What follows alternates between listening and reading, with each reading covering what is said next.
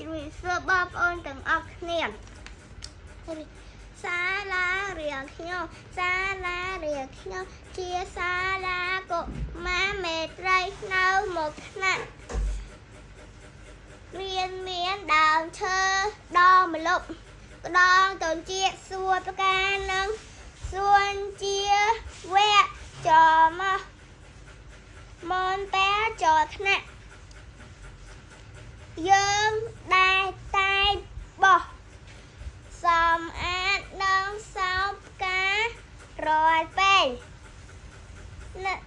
ខ្ញុំស្រឡាញ់ចូលចាក់សាលារៀនខ្ញុំណាស់រស់ជាវាជាខ្នាត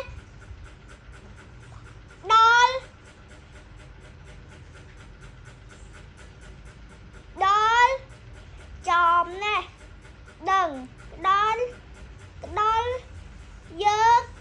គ្រប់គ្នាជំរាបបងប្អូនរបស់គ្នា